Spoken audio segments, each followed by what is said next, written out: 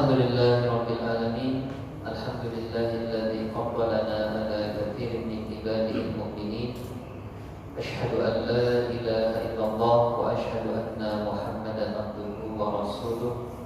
Allahumma shalli ala sayyidina wa syafi'ina wa habibina wa maulana Muhammad wa ala alihi wa ashabihi wa man tabi'ahum bi ihsanin ila yaumiddin. Allah Ta'ala fil Kitabil Karim ba'da a'udzu billahi minasy syaithanir rajim. Ya ayyuhalladzina amanu kutiba 'alaikumus shiyam kama kutiba 'alal ladzina min qablikum la'allakum tattaqun. Alhamdulillah jamaah subuh Masjid Al-Hikmah rahimani wa rahimakumullah. Bapak-bapak, adik-adik sidang jamaah subuh yang sama-sama senantiasa dirahmati oleh Allah Subhanahu wa taala. Alhamdulillah kita bersyukur kepada Allah Subhanahu wa taala masih diberikan kekuatan, kesehatan di dalam menjalani ibadah dan ketaatan kepada Allah Subhanahu wa taala, di antaranya tentu dengan melaksanakan ibadah salat subuh berjamaah. Ini memiliki faedah yang luar biasa. Salat subuh berjamaah menggambarkan betapa kuatnya istiqomah kita di dalam ketaatan kepada Allah, dan digambarkan bahwa orang yang menjaga sholat subuhnya bahwa dialah orang yang tidak ada kemunafikan di dalam hatinya. Salam dan salawat senantiasa tercurahkan kepada junjungan kita Nabiullah Muhammad SAW, di mana dengan wasilah beliaulah kita bisa merasakan kenikmatan iman, kenikmatan Islam yang merupakan karunia yang sangat besar dari Allah Subhanahu wa taala kepada kita, karunia yang harus senantiasa kita syukuri sebagai kenikmatan yang paling besar. Dan tentu rasa syukur itu kita berusaha menjadikan hari-hari kita, waktu-waktu kita adalah dalam rangka ibadah kepada Allah Subhanahu wa taala. Karena kita semua tentu menyadari bahwa masa hidup kita di dunia sangat singkat, dan kita juga menyadari bahwa masa setelah hidup kita itu lebih panjang, lebih lama. Masa di bawah tanah itu lebih lama ketimbang kita masih berada di dunia, sehingga kemudian yang bisa nanti kelak menjaga kita setelah kita berada di bawah tanah adalah sholat-sholat kita, adalah ibadah-ibadah kita, bacaan Quran kita. Sehingga itulah yang harus kita jaga selama kita masih hidup, karena itulah yang telah akan menjaga kita setelah kembalinya kita kepada Allah Subhanahu wa taala. Wa tazawwadu fa inna khairaz zadi taqwa wattaquni ya ulul albab. Kita berusaha menyiapkan bekal terbaik dalam ketika kita kembali kepada Allah Subhanahu wa taala. Alhamdulillah jamaah subuh rahimani wa rahimakumullah. Kita sudah memasuki bulan Sya'ban, ya. Makanya kemudian dari kita dibimbing doa, Allahumma barik lana fi Sya'ban wa ballighna Ramadan. Ya Allah, berilah keberkahan kepada kami di bulan Sya'ban ini. Tentu keberkahan bulan Rajab, bulan Sya'ban itu semua karena keberkahan daripada bulan Ramadan. Makanya kemudian di ujung doa itu ballighna Ramadan. Ya Allah, sampaikanlah kami, berilah kami kesempatan umur, ya, pinjaman umur agar bisa sampai di bulan Ramadan. Ya, keberkahan di bulan Rajab, di sana ada perjalanan Isra dan Mi'rajnya Nabi. Di bulan Rajab pula kemudian Allah menetapkan rahim daripada Sayyidah Aminah agar nanti menjadi tempat cikal bakal lahirnya Rasulullah. Kemudian juga di bulan Sya'ban itu menjadi bulan yang penuh berkah, bahkan disebut sebagai bulan sholawat, ya, disebut sebagai bulan sholawat karena di bulan itulah Allah Subhanahu wa taala berfirman, ya, di dalam Al-Qur'an tentang bagaimana perintah untuk bersalawat. Innallaha wa malaikatahu yusholluna 'alan nabi ya ayyuhalladzina amanu shallu 'alaihi wa sallimu taslima. Ayat ini turun di bulan Sya'ban, sehingga kemudian bulan Sya'ban menjadi bulan yang penuh dengan keberkahan, karena ini adalah bulan daripada bulan salawat kepada Rasulullah. Kemudian juga bulan Ramadan. Bulan Ramadan adalah bulan Quran, bulan di mana diturunkannya Al-Quran. Syahrul Ramadan alladzi unzila fihi Al-Quran hudan lin-nasi wa bayyinatin minal huda wal furqan. Sehingga bulan-bulan yang kita alami ini adalah bulan yang penuh dengan keberkahan. Bulan Rajab itu bagi orang-orang Quraisy ketika itu adalah bulan yang dianggap suci, bulan yang diharamkan bagi mereka untuk berperang. Sehingga kemudian bulan Sya'ban itu tidak termasuk bulan Ramadan. Tapi kemudian oleh Allah Subhanahu wa taala bulan Sya'ban, bulan Ramadan menjadi bulan-bulan yang dimuliakan oleh kita semua. Alhamdulillah jamaah subuh rahimani wa rahimakumullah. Ada sebuah riwayat tentang Sya'ban ini, tetapi bukan tentang bagaimana bulan Sya'ban. Dan sebelum kita masuk mengenai bulan Sya'ban, ada salah seorang sahabat Nabi, sahabat Rasulullah SAW yang bernama Sya'ban juga. Ada salah seorang sahabat Nabi yang bernama Sya'ban. Beliau ini sosok sahabat Nabi yang rumahnya itu jauh sekali dari Masjid Nabawi. Artinya beliau itu tinggalnya itu di pinggiran kota Madinah. Digambarkan itu rumahnya sangat jauh sekali. Mungkin kalau dia berjalan kaki dari rumahnya menuju masjid kira-kira jam 2 gitu jam 2, jam 3 itu sudah mulai dia berjalan kaki dari rumahnya menuju masjid. Sampai kemudian di masjid itu sudah masuk waktu subuh. Menggambarkan betapa jauhnya rumahnya. Terlihat betapa keistiqomahan daripada sahabat Sya'ban ini untuk melaksanakan sholat 5 waktu berjamaah, khususnya juga adalah sholat subuh. Nah suatu ketika, Sya'ban ini biasa kalau sholat itu dia ada sosok yang pemalu, beliau jarang berada di belakang imam. Dia senang di sudut-sudut, di sudut kanan, sudut kiri. Tetapi Rasulullah tahu kalau beliau itu sosok sahabat Nabi penduduk Madinah yang sangat istiqomah menjaga sholat subuh berjamaah. Maka kemudian satu hari, satu subuh, habis sholat subuh, beliau melihatnya kok gak ada Sya'ban, gak kelihatan Sya'ban gitu. Maka beliau penasaran, kenapa kok tumben ini sahabat yang istiqomah sholat subuh ini kok gak muncul, gak kelihatan. Akhirnya pas sholat subuh beliau bertanya, di mana Sya'ban kok gak kelihatan? Rupanya sahabat tidak ada juga yang tahu apa sebab beliau tidak hadir ke masjid waktu itu. Akhirnya Rasulullah memutuskan, aku mau menjenguk beliau. Barangkali beliau sakit atau mungkin ada uzur yang membuat beliau itu sampai tidak bisa hadir menuju masjid.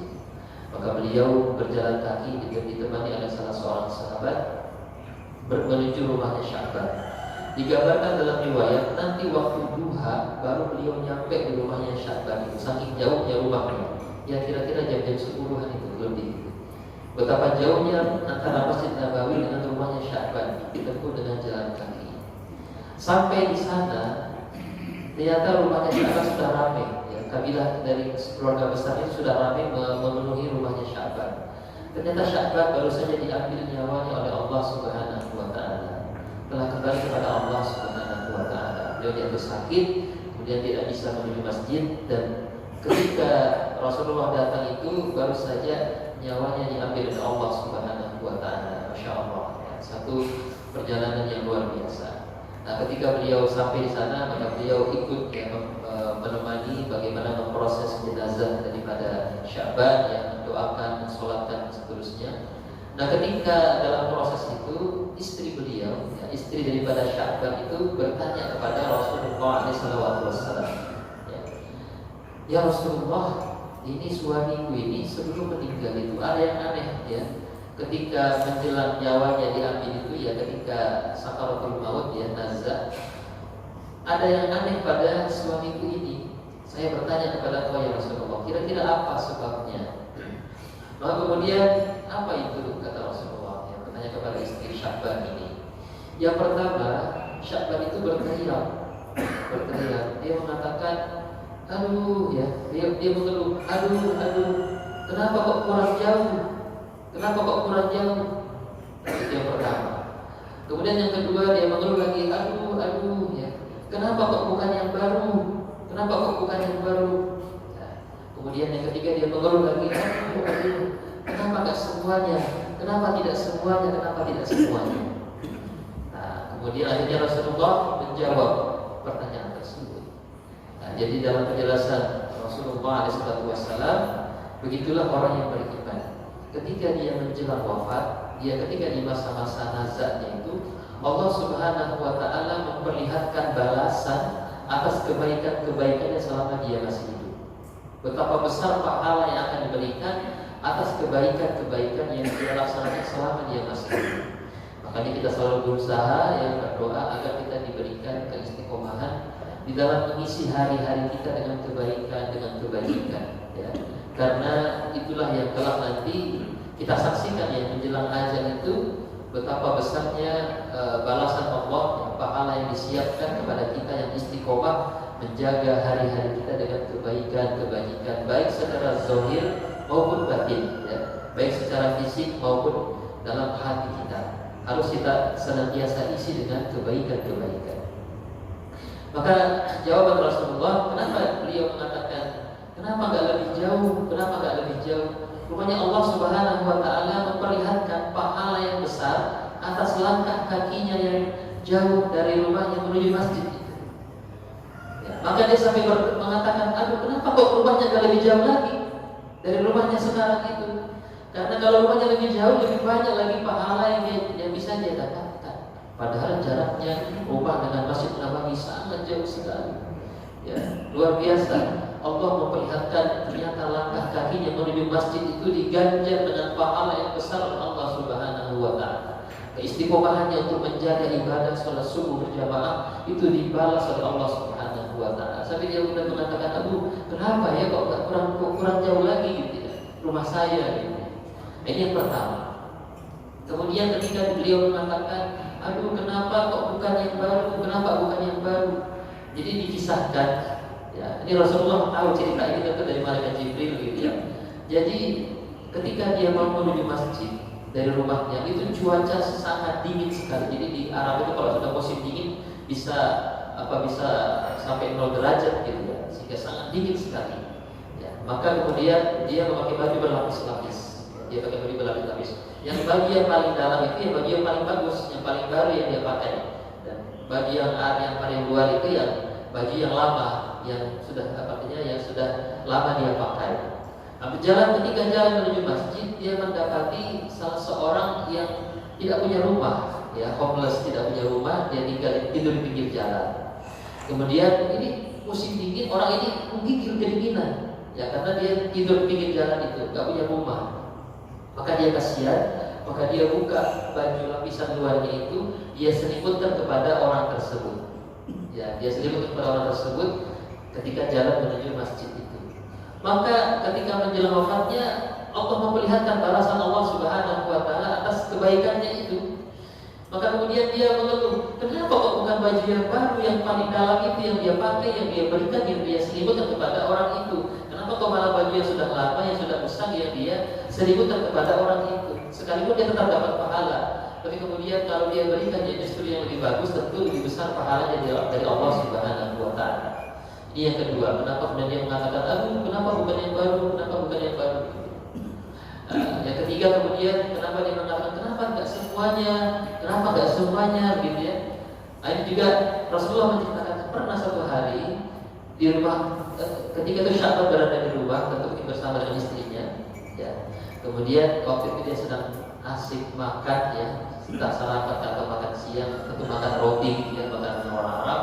Dan ketika sedang asik makan, tiba-tiba datang pengemis, ya, yang minta makan, ya, karena dia kelaparan. Nah, ketika datang ini pengemis ini minta makan, dekat-dekat rumahnya keluar ternyata ada orang yang minta makan. Nah, ketika itu Sya'ban makan itu, ya, yang ada di rumahnya karena dia orang yang hidupnya sederhana sekali, hanya satu bongkah roti, gitu ya, satu bongkah roti. Nah, ketika itu karena hanya itu yang dia punya, maka itu roti dibagi dua. Roti dibagi dua, yang separuhnya dia kasihkan kepada yang datang ke rumahnya itu, kemudian yang separuhnya buat untuk dia makan. Ya. Kemudian itulah ketika menjelang wafat diperlihatkan bagaimana pahala yang besar ketika dia memberikan separuh roti itu. Ya. Makanya dia mengatakan, kenapa nggak semuanya? Kenapa kok masih dibelah dua, dibagi lagi buat saya? Kenapa nggak semuanya waktu itu? Kenapa nggak semuanya waktu itu? Ya, ini asbab ketika itu. Kemudian Sya'ban ini sempat berteriak, ya, mengatakan itu sebelum wafatnya. Maka ketika istrinya mendengar hal tersebut juga istrinya kemudian ya tentu sangat bahagia melihat betapa kembalinya sang suami ini kepada Allah Subhanahu wa taala, tentu dalam keadaan husnul khotimah. Sekalipun ketika menjelang wafat ada ujaran-ujarannya itu yang kemudian tergambar betapa penyesalannya ketika dia masih sehat, ya ketika dia masih hidup sebelum kembali kepada Allah Subhanahu wa taala. Tergambar sangat sederhana ya melangkahkan kaki menuju masjid, kemudian memberikan pakaian yang dia miliki yang mungkin itu tidak seberapa nilainya, kemudian memberikan makanan. Hal yang sangat sederhana tapi bagi Allah Subhanahu wa taala itu adalah diganjar dengan pahala yang besar dari Allah Subhanahu wa taala. Yakni riwayat ya, gambaran pelajaran kepada kita tentang bagaimana sosok yang bernama Sya'ban radhiyallahu taala. Alhamdulillah jamaah syukur rahimani wa rahimakumullah ya. Kemudian di bulan Sya'ban ini kita kemudian diperintahkan oleh Allah Subhanahu wa taala oleh Rasulullah agar mulai kemudian melakukan latihan-latihan ya, exercise, latihan-latihan, baik melaksanakan sholat, baik melaksanakan ibadah puasa. Bahkan Rasulullah itu tidak pernah melaksanakan ibadah puasa yang paling banyak kecuali di bulan Sya'ban ya. Sekalipun tidak full 1 bulan, tetapi beliau itu di bulan Sya'ban beliau suka untuk berpuasa. Sehingga selain bulan Ramadan, kalau Ramadan memang 30 hari full, bulan Sya'ban adalah bulan di mana beliau paling banyak melaksanakan ibadah puasa. Ya, begitu juga kemudian mengencangkan ibadah sholat, ya, bacaan Quran itu sudah mulai dilakukan ya sebelum memasuki bulan Ramadan. Makanya para ulama menjelaskan bulan Rajab itu adalah bulan menanam. Kemudian bulan Sya'ban adalah bulan menjaga tanaman tersebut ya, menjaga keistiqomahan di dalam ibadah, menjaga tanaman tersebut. Maka kemudian ketika memasuki bulan Ramadan itu adalah bulan kemudian orang itu memanen daripada amalan-amalan yang sudah dia tanam itu. Nah, ini dalam penjelasan para ulama. Sehingga kemudian di bulan Sya'ban ini ya kita berusaha ya sudah mempersiapkan diri kita, mempersiapkan jiwa kita dalam rangka menyambut bulan Ramadan. Di mana bulan Ramadan tentu adalah kita semua berharap agar kita bisa berjumpa dengan bulan Ramadan. Alhamdulillah. Kemudian sekilas kami sampaikan tentang bagaimana sejarah ya daripada ibadah puasa Ramadan. Ya. Tadi disebutkan nama saya Abdul Rahim LC. Sesungguhnya bukan LC ya. Kalau LC itu jebolan Timur Tengah. Ya, kami ini hanya produk dalam negeri saja. Ya, jadi kami kuliah di Universitas Islam Negeri Sunan Kalijaga ya. Kuliah Sunan Kalijaga di Yogyakarta. Ya, kami di S1 di jurusan Sejarah Peradaban Islam. Ya, makanya kami sering mendapat amanah itu menyampaikan materi-materi sejarah, ya sejarah sirah nabawiyah, sirah sahabat. Kemudian kami lulus tahun 2004 S1 dan S2 sambung lagi itu selesai 2007 ya, mengambil jurusan Pemikiran Pendidikan Islam. Kemudian tahun 2010 kami dapat beasiswa dari Kementerian Agama ya pusat untuk kuliah lagi S3 jurusan Kependidikan Islam. Alhamdulillah selesai tahun 2014 ya. Nah, itu jenjang pendidikan, jadi gelarnya bukan itu doa ya. Jadi menjadi doa juga buat kami ya supaya punya ilmu seperti para LC itu. Alhamdulillah ya syukur rahimani wa rahimakumullah. Jadi ibadah puasa itu tentu adalah ibadah yang wajib ya. Dan itu kutiba alaikumusiyam, diwajibkan kepada kalian untuk melaksanakan ibadah puasa. Dan itu ada sejarahnya. Jadi memang ibadah puasa ini tidak langsung gitu ya, langsung diwajibkan kepada kita semua. Waktu itu kepada para sahabat. Jadi bulan Ramadan itu adalah bulan yang memang biasanya itu bulan yang sangat panas sekali di Arab. Ya, saking panasnya itu banyak kemudian jarang keluar rumah. Ya, karena situasinya sangat panas sekali sehingga bulan Ramadan itu biasanya bulan dipakai mereka untuk banyak beribadah. Nah, ibadah itu kalau waktu satu kan kepada berhala-berhala ya. Makanya ketika Rasulullah masih kecil pernah itu diajak di bulan Ramadan untuk iktikaf. Nah, cuma waktu itu iktikafnya kepada berhala, ya kepada berhala. Makanya kemudian sempat dia dimarahi itu sama istrinya Fatimah binti Asad ya, istrinya Abu Thalib. Ketika Rasulullah mau diajak iktikaf, dia bilang iktikaf kepada berhala, maka beliau tak mau. Beliau paling anti kepada hal-hal yang berhubungan dengan berhala. Ini betul Allah kecil ya. Bahkan dulu nggak pernah pegang-pegang itu berhala sejak kecil, nggak pernah sentuh. Nah kalau tawaf bersama anaknya bersama Khadijah, dilarang itu anak-anaknya pegang-pegang berhala di dekat Ka'bah itu. Ya, tawaf saja, nggak usah pegang-pegang berhala. Itu Rasulullah waktu masih kecil pernah dimarah-marahin sama bibinya karena tidak mau itikaf ya di bulan Ramadan. Itu kebiasaan orang Quraisy waktu itu. Ramadan itu mereka itikaf, bertahan terus, kemudian melakukan tabarruk. Mereka bersemedi ya, beribadah. Kemudian itu memang warisan daripada agama Nabi Ibrahim, ajaran Nabi Ibrahim. Kemudian di bulan Ramadan mereka melakukan tabarruk, ya, memberikan makanan kepada orang yang kelaparan, memberikan harta mereka kepada orang yang membutuhkan, kepada fakir miskin, berbuat baik kepada orang-orang. Itu kebiasaan orang Quraisy di bulan Ramadan. Itulah yang kemudian dilestarikan dalam syariat puasa, syariat sedekah, ya, zakat di bulan Ramadan oleh Allah Subhanahu wa taala. Termasuk Rasulullah ketika menerima wahyu di Gua Hira, beliau biasa menghabiskan Ramadan itu di Gua Hira. Ya, jadi beberapa bahkan bertahun-tahun ya sebelum beliau terima wahyu sudah sering itu memang beliau bertahajud ya di Gua Hira. Bisa bahkan 1 bulan pun di sana, ya, membawa perbekalan.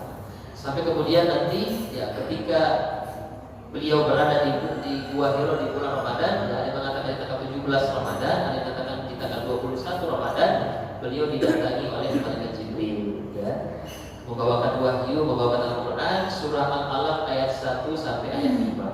Ya, ini adalah ayat yang pertama turun, yang diberikan kepada Rasulullah, yang menjadi pertanda juga beliau sebagai Nabi dan Rasul, ya, sebagai utusan dari Allah Subhanahu wa taala kepada umat ini. Ya. Maka kemudian sejak itulah beliau menjadi seorang Nabi dan Rasul, dan itu terjadi di bulan Ramadan. Nah, jadi memang Ramadan itu adalah bulan yang biasa dipakai oleh orang-orang Quraisy untuk beribadah. Ya. Itu juga yang Rasulullah lakukan ketika di bulan Ramadan. Termasuk berpuasa, mereka juga berpuasa waktu itu di bulan Ramadan. Ya, cuma bukan puasa Ramadan. Setelah Rasulullah hijrah ke kota Madinah, beliau mendapati orang-orang Yahudi itu berpuasa juga. Yakni berpuasa di tanggal 10 Muharram atau puasa Asyura.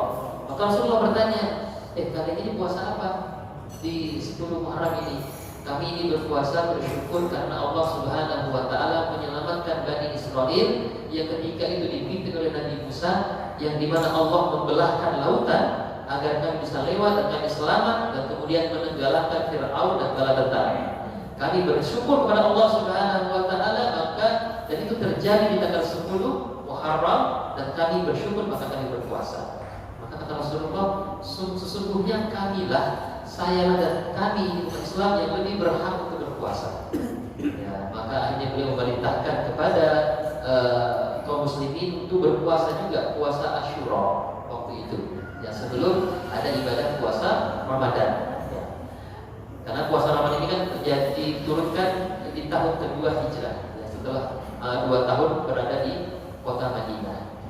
Kemudian selain ibadah puasa Asyura, kaum muslimin juga diperintahkan ibadah puasa 3 hari dalam 1 bulan, tanggal 13, 14, 15. Dan sama sekali itu menjadi ibadah puasa sunnah kita. Ya, itu juga yang harus yang dilaksanakan oleh kaum muslimin ketika berada di kota Mekah, di kota Madinah, ya, setelah hijrah. Karena kenapa ibadah 3 hari ini? Karena digambarkan dalam riwayat 3 hari puasa dalam 1 bulan ini adalah puasanya Nabi Adam dan Hawa. Ya, setelah beliau dihukum ya karena memakan buah khuldi, maka salah satu ibadah selain dia sujud kepada Allah, minta ampun, juga beliau berpuasa di setiap 3 hari di dalam 1 bulan di pertengahan bulan 13, 14, 15. Itu menjadi ibadah kita juga ya, 3 hari ini. Kemudian juga ibadah puasanya Nabi Daud juga itu diperintahkan Nabi, disuruh amalkan juga oleh Rasulullah. Puasanya Nabi Daud, puasanya ya 1 hari puasa, 1 hari tidak, ya, selang-seling gitu ya. Ini puasanya Nabi Daud, termasuk puasa yang paling disukai oleh Allah Subhanahu wa taala. Ya, sehingga inilah ibadah puasa yang dilakukan ketika itu sebelum ada perintah ibadah puasa di bulan Ramadan. Maka akhirnya Allah Subhanahu wa taala menurunkan Al-Qur'an ya, perintah berpuasa, yakni ya ayyuhalladzina amanu kutiba alaikumus syiyam kama kutiba alal ladzina min qablikum la'allakum tattaqun, sampai nanti ayat tentang bagaimana bagi yang tidak mampu bisa membayar fidyah. Maka pada masa awal perintah turun daripada ibadah puasa ini, itu ibadah puasa di bulan Ramadan itu pilihan, option saja. Kalau dia sanggup berpuasa, berpuasa. Tapi kalau dia tidak mampu berpuasa, silahkan bayar fidyah. Ini tahapan yang pertama. Artinya memang syariat itu tidak memberatkan ketika diturunkan ya, pada masa awal-awal itu, karena memang kondisi kaum muslimin itu di kota Madinah masih banyak yang bekerja keras di ladang, yang di pohon, di kebun-kebun kurma. Kemudian memang juga penghasilan belum stabil gitu ya. Sehingga memang kalau tidak bekerja sementara dia harus berpuasa itu sangat bisa mengganggu ya situasi kehidupannya gitu ya. Sehingga tidak langsung syariat itu diberlakukan harus puasa semua. Ya.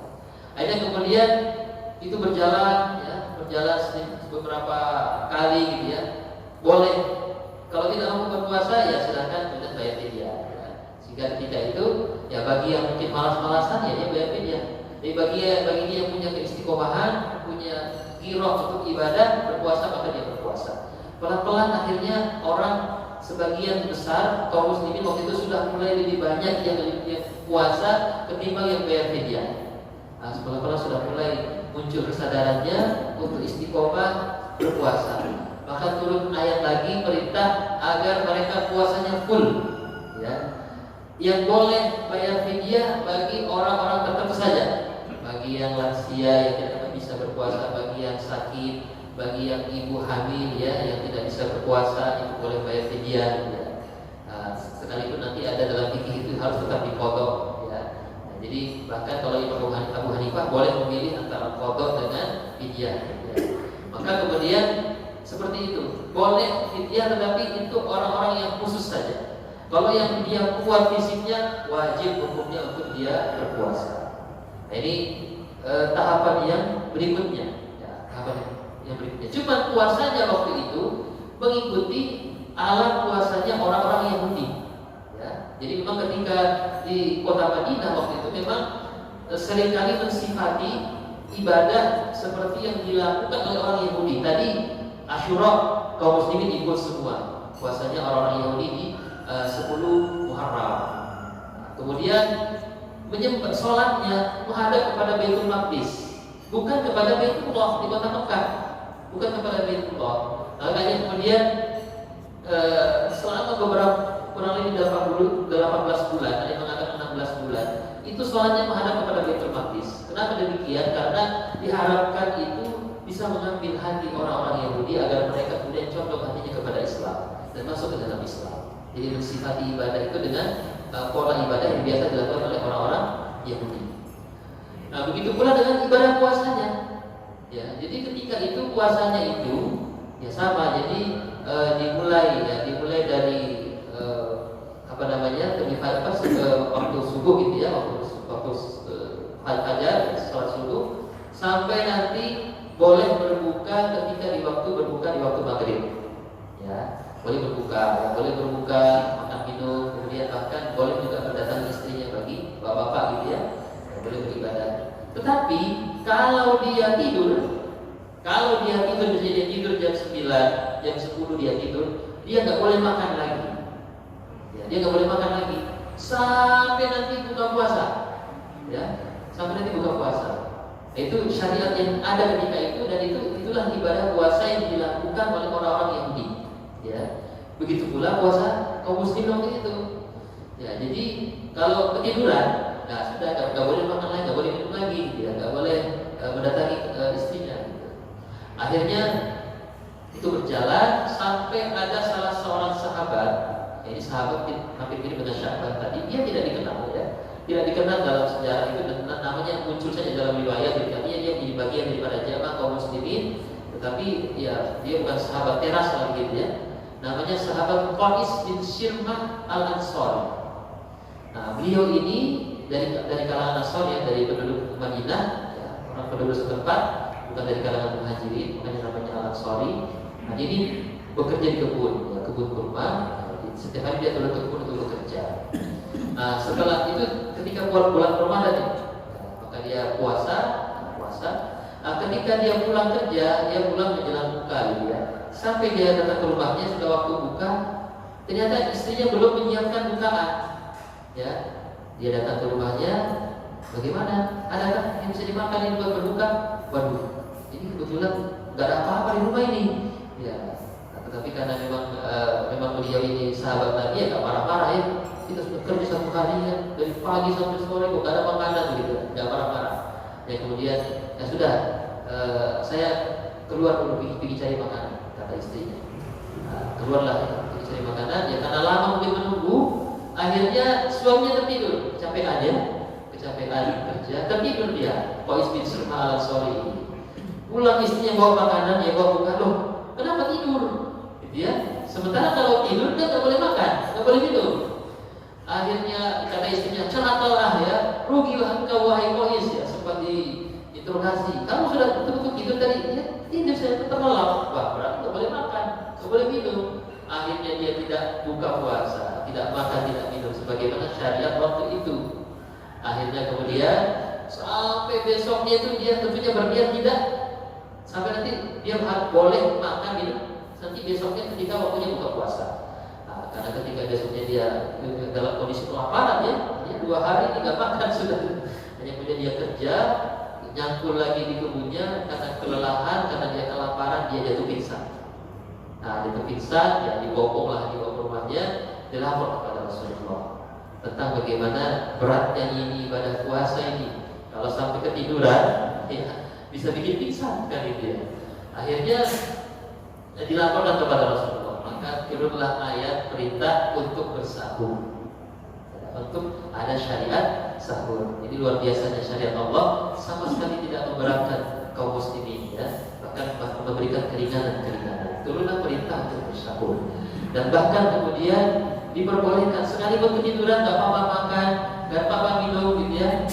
Sampai nanti di waktu sahur dalam Al-Quran dijelaskan bisa membedakan antara benang putih dan benang hitam ketika waktu fajar itu. Bolehkah makan sampai bisa membedakan antara benang putih dan benang hitam? Dalam Al-Quran begitu bunyinya. Maka sejak itulah ada perintah untuk bersahur. Maka kemudian para sahabat itu disebut dalam hadis itu taharram, ya sangat senang sekali. Penduduk kota Madinah yang kaum muslimin gembira sekali dengan adanya syariat itu. Awalnya kan kalau ketiduran nggak boleh makan, nggak boleh minum dia, tapi sekarang boleh. Bahkan ya karena orang Arab kan dia istrinya bisa lebih dari satu dia. Ya senang juga kan gitu ya, bagi bapak-bapak itu senang akhirnya kan bisa free di malam hari ya gitu ya. Awalnya tidak boleh, sehingga kemudian gembira sekali para sahabat. Ya terbayangkan kalau seandainya Qais bin Sirma al-Ansari itu nggak bisa seperti itu ya, mungkin kita sekarang yang bisa nih ya. Ya artinya luar biasa kisah pingsannya ini Qais bin Sirma ini. Kita yang di masa zaman sekarang ini bisa merasakan faedah dari pingsannya beliau gitu ya. Gak susah-susah lagi kalau di malam hari kalau kita ketiduran gak apa-apa makan minum gitu. Jadi bagi bapak-bapak ya gak apa-apa juga mendatangi istrinya gitu ya. Nah, ini pelajaran yang luar biasa di sejarah daripada bulan Ramadan ini. Sejak itulah kemudian ada syariat daripada sahur itu. Alhamdulillah jemaah syukur rahimani wa rahimakumullah. Itulah gambarannya sekilas tentang bagaimana sejarah daripada Ramadan. Dan kita masih berada di bulan Sya'ban. Mari kita isi hari-hari di bulan Sya'ban dengan ibadah kepada Allah Subhanahu wa taala. Sebagaimana dalam riwayat dari anak angkat beliau, ya putra daripada anak angkat beliau Usama bin Zaid, ketika itu beliau mengatakan, "Ya Rasulullah, saya tidak pernah melihat engkau berpuasa dalam satu bulan dibanding bulan-bulan yang lain seperti engkau berpuasa di bulan Sya'ban yang paling banyak puasanya." Maka kata Rasulullah, ini adalah bulan yang paling banyak manusia melalaikannya. Nah, jadi kata Rasulullah, itu adalah bulan yang banyak orang melalaikannya. Di mana ini bulan terletak di antara bulan Rajab dan bulan Ramadan. Dan bulan Sya'ban ini adalah bulan di mana amalan-amalan itu diangkat oleh Allah Subhanahu wa taala menuju ya di atas, dibawa ke langit oleh para malaikat pencatat. Dan kata Rasulullah, saya suka jika amalanku diangkat di mana saya dalam keadaan sedang berpuasa di bulan Sya'ban. Ini satu riwayat juga dalam hadis itu dikatakan syahrul turfa'u biha al-amal ila rabbi. Sehingga kemudian ini banyak ya mengandung makna bahwa memang setiap amalan kita itu dicatat oleh para malaikat. Ya, ada yang amalan harian, ada amalan yang bulanan, ya, dan pekanan. Ya, itu dibawa pada hari Jumat. Ada amalan bulanan dan ada amalan tahunan. Dan amalan tahunan kita itu dibawa ketika di bulan Sya'ban, ya, kepada Allah Subhanahu wa Ta'ala. Dan kita harus meyakini memang bahwa setiap amalan kita, kebajikan kita, kalau kita istiqomah pasti dicatat oleh para malaikat. Ya, dalam surah Al-Qamar dijelaskan, wa kullu syai'in fa'aluhu fi dzubur, dan segala sesuatu yang telah mereka perbuat, mereka lakukan, amal mereka tercatat dalam buku-buku catatan, dzubur, dalam buku-buku catatan. Kemudian wa kullu shagirin wa kabirin mustaqir, segala urusan, segala perbuatan, amalan yang kecil maupun yang besar itu pasti ditulis oleh para malaikat. Baik amalan yang baik maupun perbuatan yang buruk, semuanya dicatat oleh Allah Subhanahu wa Ta'ala. Itulah nanti yang dibawa ke langit, dilaporkan kepada Allah pencipta kita. Kemudian dalam kitab Qutbul Qulub, ya, dalam bab as-shaum dikatakan, suatu waktu beliau suka menyambung saum Sya'ban dengan saum Ramadan, tapi kadang juga memisahkan saum Ramadan dengan Sya'ban. Artinya beliau berpuasa Sya'ban itu tidak sebulan penuh. Ya. Juga dalam penjelasan dari istri beliau, Sayyidah Aisyah radhiyallahu taala anha, dulu Rasulullah itu berpuasa sampai kali mengatakan bahwa beliau tidak berbuka, dan beliau berbuka sampai kali mengatakan bahwa beliau tidak berpuasa. Dan saya tidak pernah melihat Rasulullah itu menyempurnakan puasa dalam sebulan kecuali di bulan Ramadan. Dan saya tidak pernah melihat beliau berpuasa lebih banyak daripada bulan Sya'ban. Hadis riwayat Bukhari nomor 1270. Menggambarkan bahwa memang beliau itu mencontohkan kepada kita mengisi hari-hari di bulan Sya'ban dengan ibadah yang sangat banyak kepada Allah Subhanahu wa Ta'ala. Dan juga di bulan Sya'ban itu ada satu malam yang sangat mulia, yaitu malam nisfu Sya'ban. Malam di pertengahan Sya'ban itu di mana kita diperintahkan untuk memperbanyak ibadah. Kita berpuasa juga, melaksanakan sholat di malam harinya. Karena di malam nisfu Sya'ban itu dikatakan amal kita dibawa ke langit menuju Allah Subhanahu wa Ta'ala. Alhamdulillah, di dalam penjelasan Sayyid Muhammad Alwi, ya, beliau mengatakan bahwa bulan Sya'ban ini adalah bulan yang ke-8 Hijriah, dinamakan Sya'ban karena banyak cabang-cabang kebaikan pada bulan yang mulia ini. Sya'ban itu berasal dari kata asyiku, ya, yakni jalan menuju gunung, artinya jalan kebaikan. Juga bisa bermakna asyaku, yakni artinya menambal, di mana Allah Subhanahu wa Ta'ala menambal, menghibur, mengobati patah hatinya hamba-hamba Allah di bulan Sya'ban. Di dalam penjelasan Sayyid Muhammad bin Ali bin Abbas al-Maliki, ya, dalam kitabnya Dari Sya'ban, ada apa dengan bulan Sya'ban. Kemudian tadi juga bulan Sya'ban adalah bulan sholawat, ya, di mana Allah Subhanahu wa Ta'ala menurunkan ayat tentang bagaimana bulan Sya'ban itu. Kemudian yang selanjutnya, ya, di bulan Sya'ban inilah di mana tadi ketika Rasulullah berada di kota Madinah, itu kan kiblatnya mengarah kepada Baitul Maqdis. Artinya memang ketika di bulan Rajab itu Rasulullah ketika Isra Mi'raj kan juga diperlihatkan, ya, bagaimana beliau diperjalankan dari Masjidil Haram ke Masjidil Aqsa. Memang dua masjid ini adalah poros langit, ya, poros langit menuju Allah Subhanahu wa Ta'ala. Maka dua ini adalah dua masjid menjadi kiblat kaum muslimin, ya.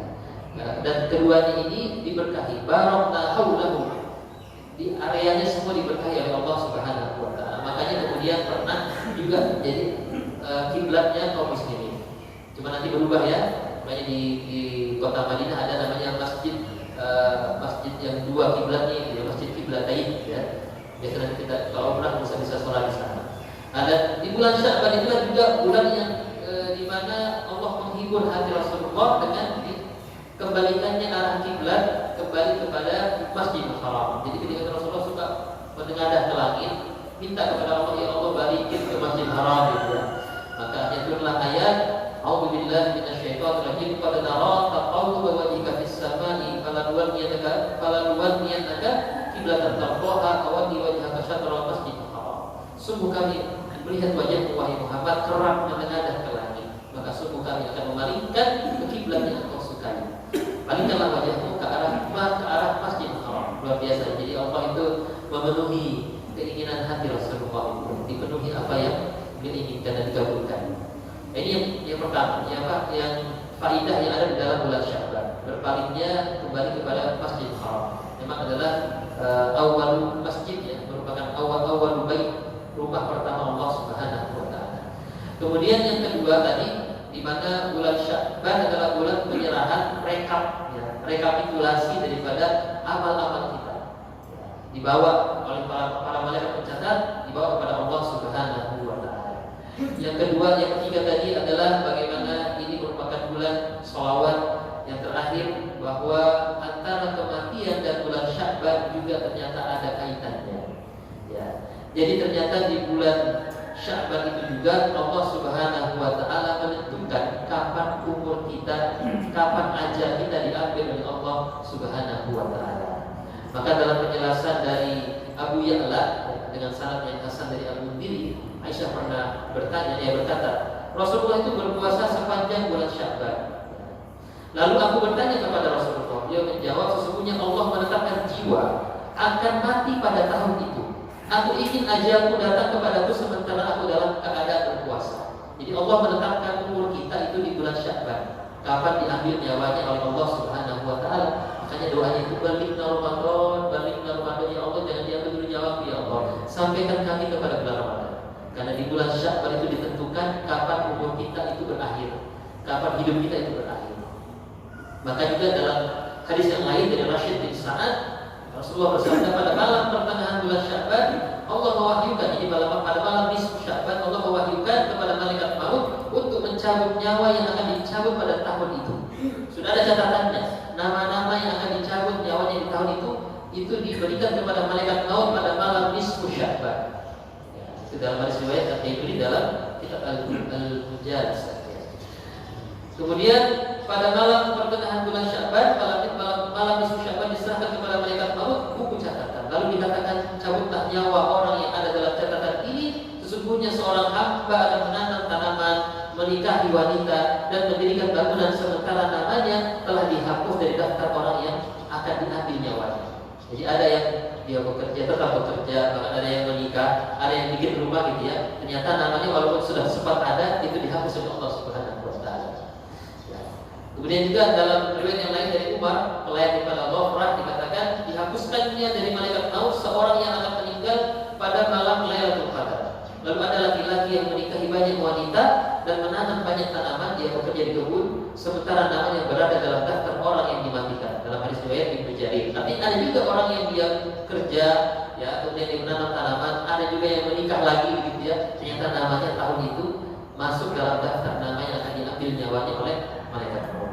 Sehingga ada kaitannya ya antara bulan Sya'ban ini dengan hari-hari kapan diambil nyawanya oleh Allah Subhanahu wa taala. Juga dari riwayat dari Ibnu Abi Dunya dari Al-Hakim dalam Al-Mustadrak dikatakan, yang pertama kali mengetahui kematian seorang hamba adalah malaikat penjaga, karena dia itu membawa naik amal